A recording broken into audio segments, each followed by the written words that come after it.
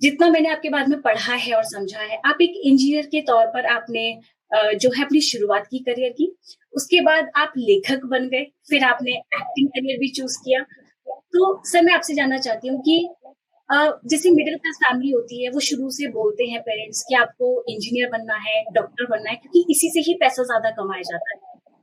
तो आपने जो लिखना शुरू किया है, क्या वो शुरू से ही है या इंजीनियरिंग के बाद आपको समझ में आया कि हाँ, मेरा एक मतलब लिखने में भी इंटरेस्ट है? तो क्या आपका शुरुआती दौर रहा और कैसे आपने इंजीनियरिंग से आपने अ एक तरह से अपनी फील्ड को चेंज किया एक लेखक के रूप में? अ, आपने सही बोला, मिडिल क्लास फैमिली में ये प्रेशर होता है। जी। एक्चुअली 90 हम तो 90s का किड है, तो 90s में दो ही करियर था, या इंजीनियर बनो या डॉक्टर बिल्कुल। बनो। डॉक्टर बनना उतना आसान नहीं है, इंजीनियर तो कोई भी बन सकता है, इसलिए मैं इंजीनियर बन गया। लेकिन मेरा जिंदगी में सबसे बड़ा दुश्मन मैथ्स है। गणित ओके। शास्त्र से मुझे बहुत बड़ी प्रॉब्लम है बचपन से। लेकिन क्या करे, मैं if I see blood no, खून देखूंगा तो मैं बेहोश हो जाऊंगा।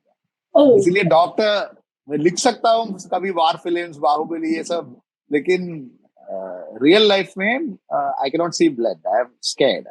तो ओके। एक ही चॉइस था, इधर इंजीनियर बनो या डॉक्टर बने। तो आई हाँ। Was forced to take engineering. Engineering किया बहुत मुश्किल से, बहुत बैक पेपर भी था। इंजीनियरिंग तो आसान नहीं है, जिसको मैथ्स नहीं आता है उसको बहुत मुश्किल होगा। हाँ, हाँ, बिल्कुल। कहानी तो मैं बचपन से करता था, लिखता नहीं था, लेकिन मैं ओके। कहानी कहानी और झूठ बहुत बोलता था। ओके।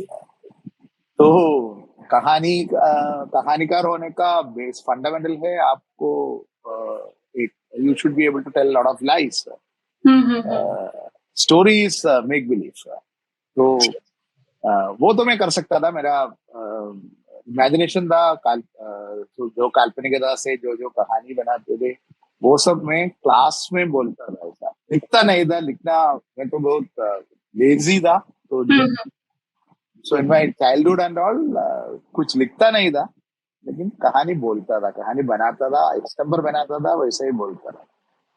ओके। उसके बाद इंजीनियरिंग, बहुत मुश्किल से इंजीनियरिंग पास किया। तीन तीन साल तक कोई बेरोजगारी, इधर उधर घूमा, दिल्ली में भी आया बिना हिंदी हिंदी इतना भी नहीं बोलता था मैं उस टाइम पे। अच्छा, ओके। लेकिन दिल्ली में आके 8 महीना, 9 महीना रहा रहा दिल्ली में।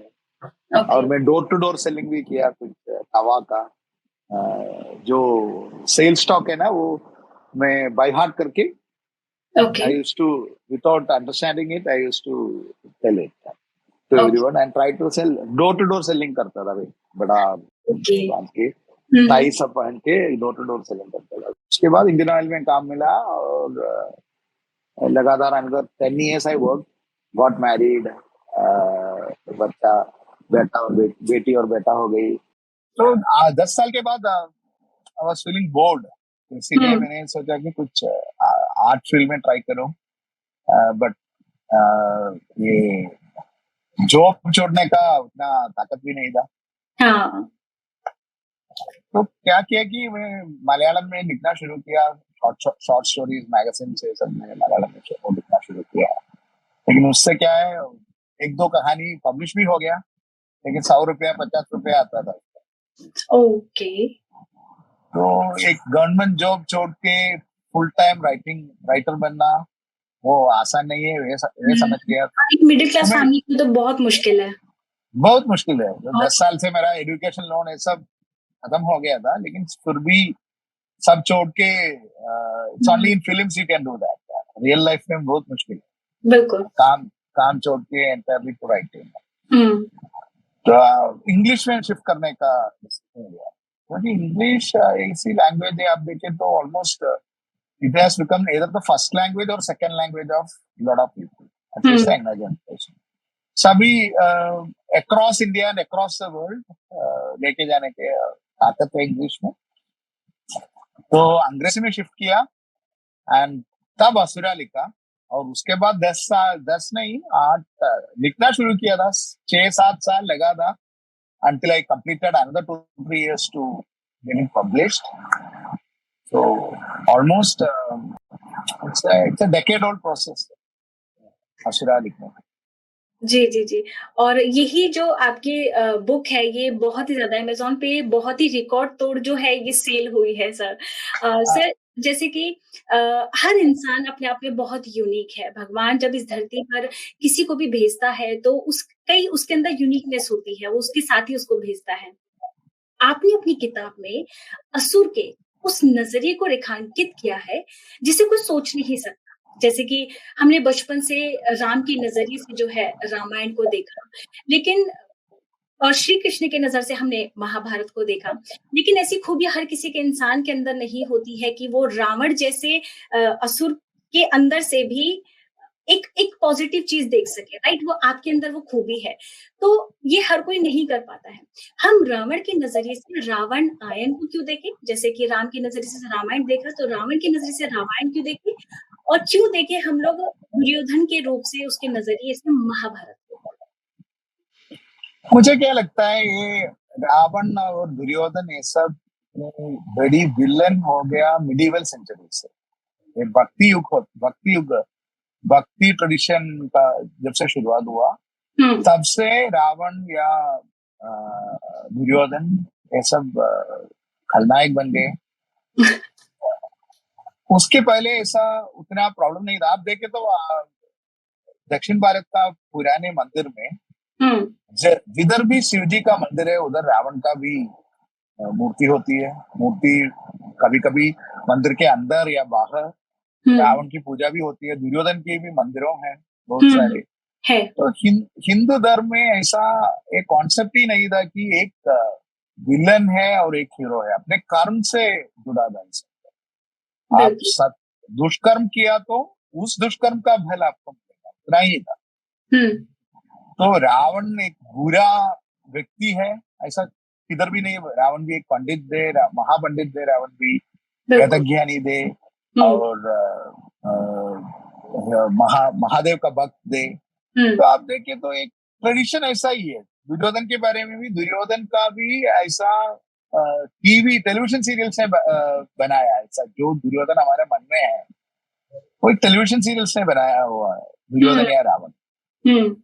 आप ट्रेडिशनल रामायण या महाभारत देखिए तो ऐसा कोई the concept of villain itself is not, दुष्कर्मी है लेकिन दुष्ट आत्मा नहीं है, इसमें अंतर है।